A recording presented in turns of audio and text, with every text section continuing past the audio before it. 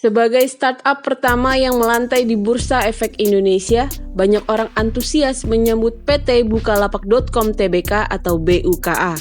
Tapi belum genap 3 bulan melantai di bursa, perusahaan yang masuk kategori New Economy ini terus melorot harganya. Maka tak heran, BEI pada Rabu 13 Oktober resmi meminta PT Bukalapak.com melaksanakan public expose atau paparan publik. Manajemen Bukalapak pun langsung mengagendakan paparan publik secara virtual. Salah satu agenda yang akan dibahas adalah analisa manajemen Bukalapak atas hal-hal yang dapat menjadi penyebab turunnya harga saham perusahaan ini.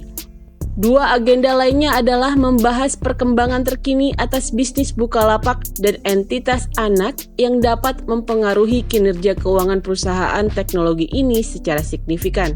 Adapun agenda lainnya adalah hal-hal lain yang bersifat material dan mempengaruhi keputusan investasi pemegang saham atau publik. Paparan publik akan dilaksanakan pada hari Selasa, 19 Oktober 2021.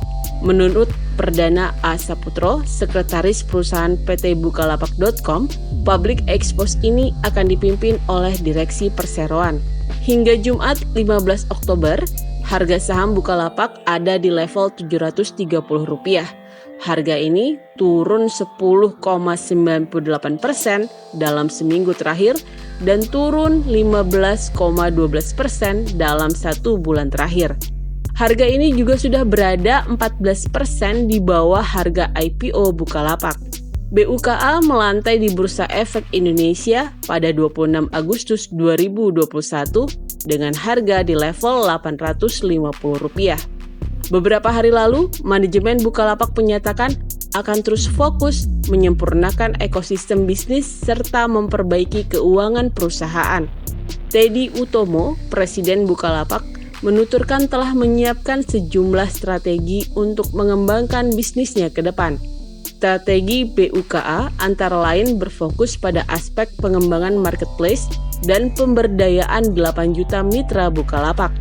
Dalam hal ini, BUKA mengembangkan sejumlah fitur-fitur baru seperti agen logistik. BUKA juga akan menjalin kerjasama komersial dengan perusahaan logistik dengan memanfaatkan mitra Bukalapak. Fitur-fitur ke depan arahnya juga dikembangkan ke sana. Bagaimana menambahkan kapabilitas dengan mitra dan bagaimana mereka mendapat uang lebih banyak sehingga ada benefit yang muncul, tutur Teddy dalam audiensi bersama media.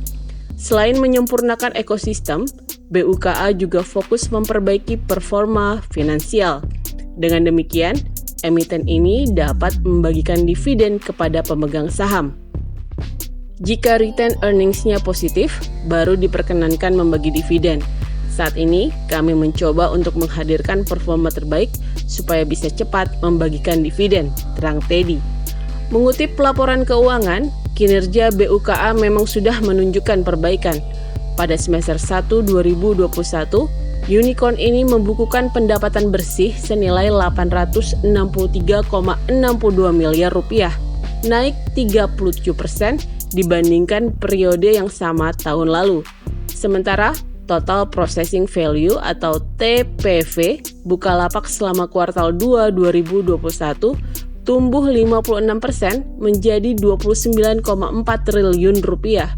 Pertumbuhan TPV ini didukung oleh kenaikan jumlah transaksi sebesar 15% dan kenaikan average transaction value atau ATV sebesar 34% berbasis year on year.